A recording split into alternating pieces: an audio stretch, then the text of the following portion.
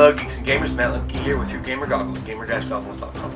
And today we're going to talk a little bit about Castle Assault. This is a Kickstarter preview for Momentum Volsk. This is currently a live Kickstarter. You can check it out. There's a link up here.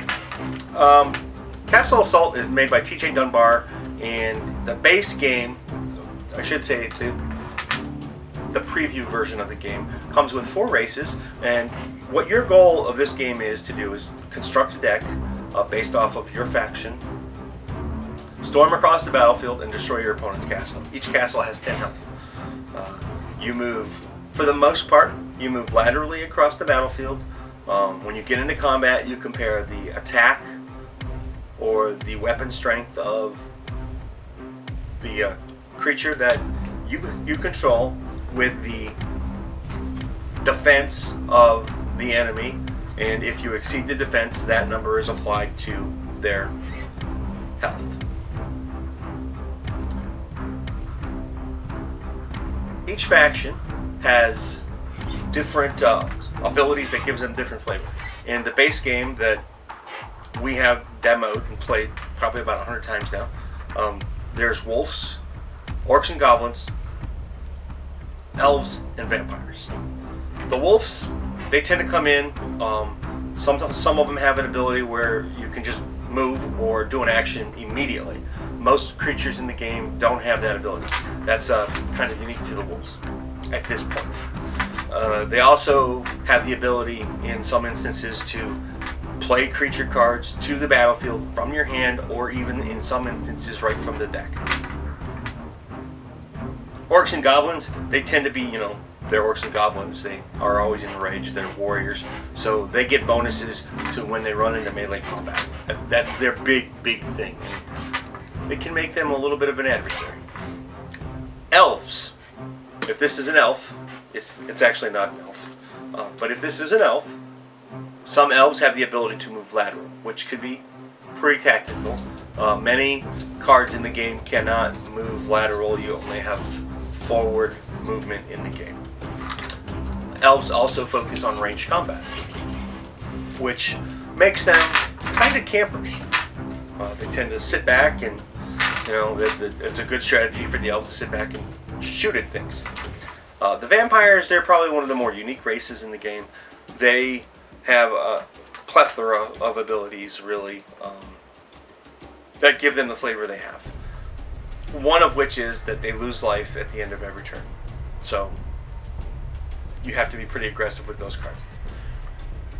Another is that they can regenerate, which means when they damage an opponent, they can gain some life back. Some of the cards have Resurrect, which when the creature is put into the discard pile, it comes back if it's the first time it has died.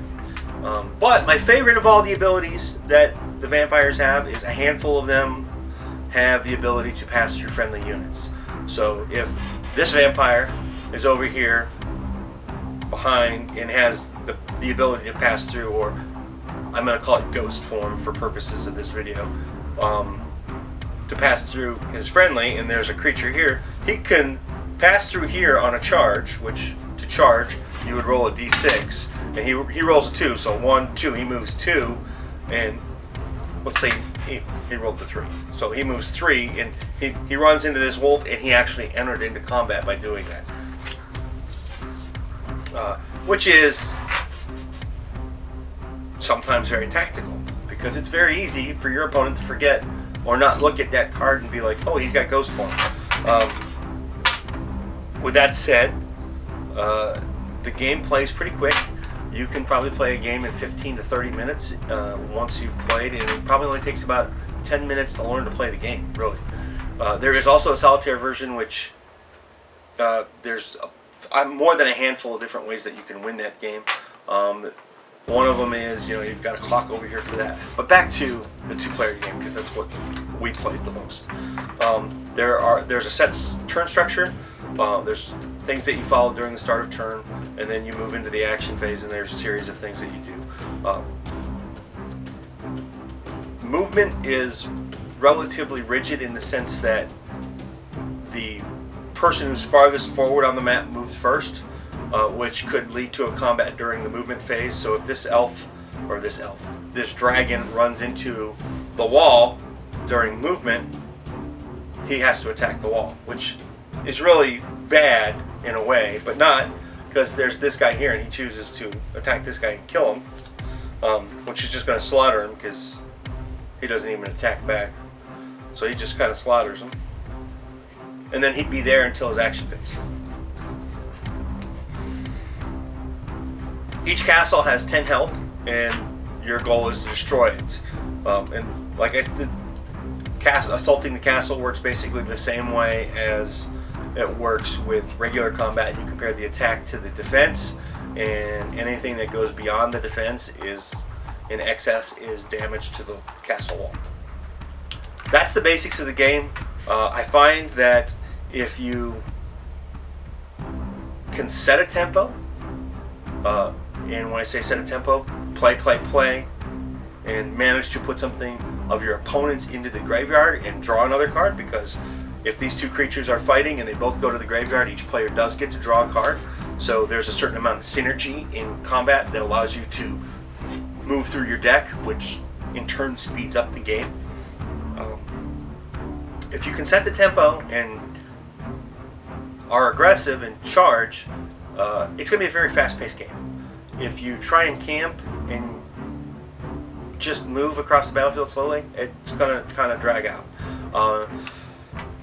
Now, like I said, I played the game about 100 times, and I think that this would be a great starter game for your children, somewhere between, let's see, 8 and 12 years old. This is a great starter game for that age group.